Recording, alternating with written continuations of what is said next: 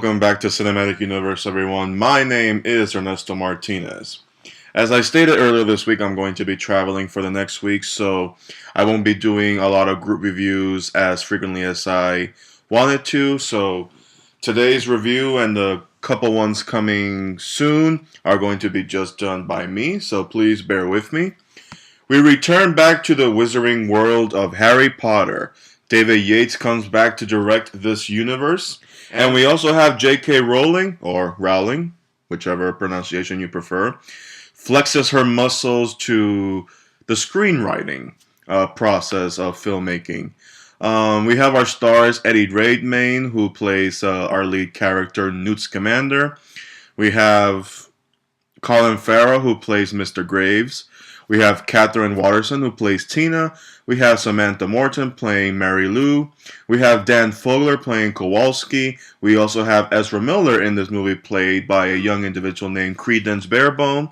And we have many more new created faces in this building world of, well, the Harry Potter universe. Fantastic Beasts and Where to Find Them is essentially the title to the textbook that Harry Potter and the rest of the students at Hogwarts Academy read as part of their academics in magic and understanding their universe. So this movie pretty much takes place years and years before that book is ever published. So while it's not traditionally a prequel to Harry Potter and his world, it is still set in the same universe, just takes place years and years before, to the point where the only thing that will tie the two movies together is the fact that there is magic, there is Hogwarts is mentioned, and you get to see itsy bitsy pieces here and there of cameos and Easter eggs that pretty much try to bring this story full circle, even though this is essentially a first go-around type of story that is eventually going to set up for more adventures to come.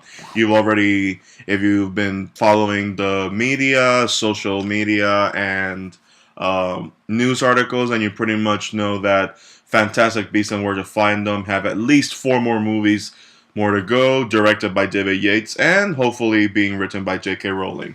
Now, what do I think about Fantastic Beasts and Where to Find Them, the movie? I thought it was actually a pretty good start. I don't think it's the greatest thing in the world.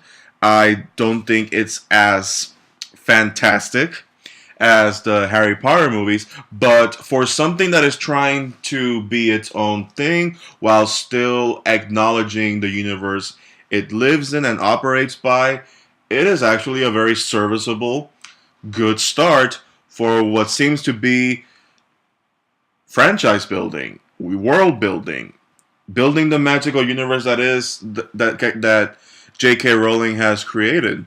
And I tip off my hat to j.k. Rowling. You know, I'm pretty sure she could have done better. Maybe there could have been a few rewrites here and there, or maybe somebody could have, assisted her in the writing process. Maybe they did. I don't know. I only see her credited as the main writer, especially when you see the ending credits in the movie. But not a bad first start. The basic story for Fantastic Beasts and Where to Find Them is pretty much Newt Scamander travels to New York City in the 1920s, where he is pretty much, trying to discover more creatures for him to work on, for him to explore and study. And he also wants to, make it a point to tell the other wizards in this universe that the creatures that he studies and has spent his entire life admiring for their grace, their abilities, their wonders, that they're not dangerous, that they deserve to live and be studied, and for the world, at least in the magic world, for them to be, celebrated and cherished. And when he enters New York, as such things happens, he pretty much loses his briefcase as we get our Kowalski character, who is a muggle. He is referred to as a nomad or a non-magic in America. and they pretty much switch briefcases at a bank, and hijinks ensues. Newt Scamander's briefcase is open, and at least five creatures go out into the concrete jungle that is 1920s New York City. And on the sideline, we have the Ministry of Magic in America, who are trying to hunt down not a mysterious dark wizard or sorcerer, however you want to call it, and also trying to discover what is wreaking havoc in New York City that threatens the secrecy of their world with the mundane. If I'm being brutally honest, the movie is called Fantastic Beasts and Where to Find Them, and I feel that j.k. Rowling could have just focused on that. Because you have four, sometimes five main characters in this movie who are pretty much going on an adventure trying to locate these creatures and putting them back in his briefcase. But at the same time, there is a B story that is pretty much overarching the essence of what has already been sold to the audience of what they were going to get into this movie, that is kind of colliding with another story. It's like two movies in one. And while it doesn't fall apart, it still manages to tell a cohesive story with a decent pacing. I still feel that it could have used more Fantastic Beasts and Where to Find Them, and less, well, here's this new threat that we have to fight against while also dealing with this other thing.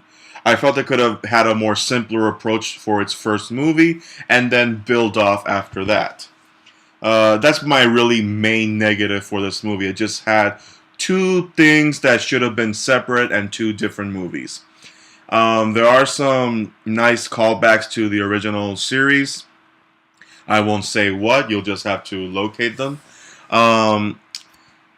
The visual effects for the creatures, I mean, I love the designs for the creatures. I don't have an issue with the creature designs.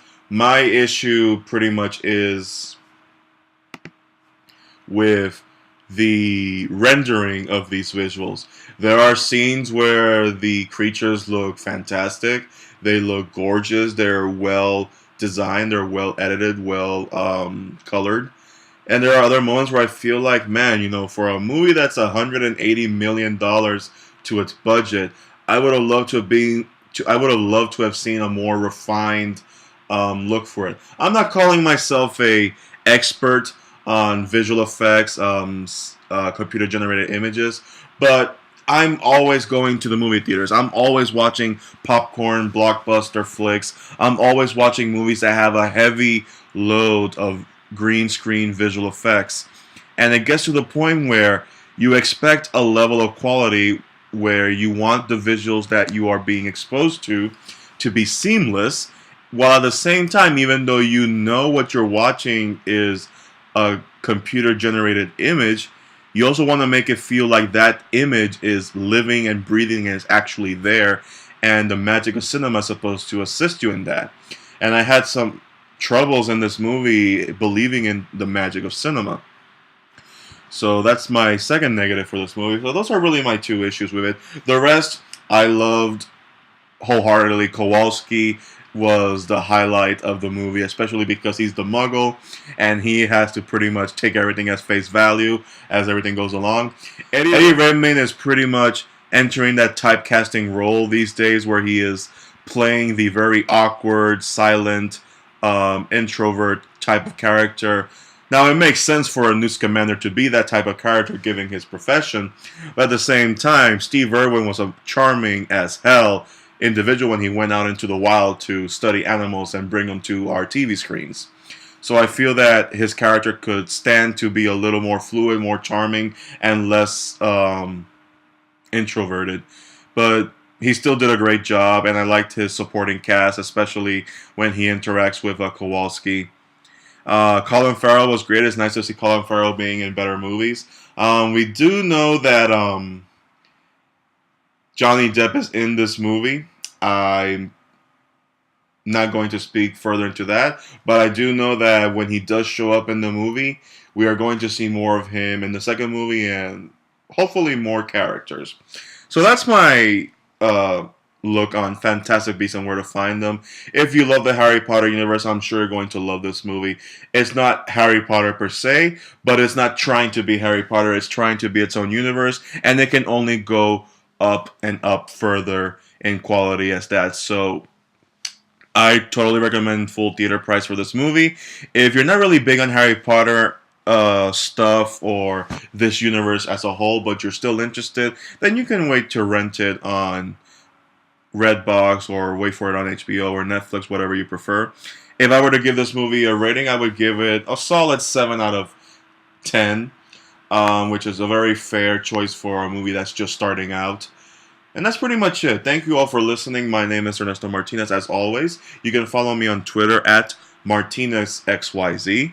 You can also click subscribe on my YouTube channel, Cinematic Universe Ultimate, if you're already listening to me there. And you can also find my Facebook page, Cinematic Universe Ultimate. Bye-bye, guys.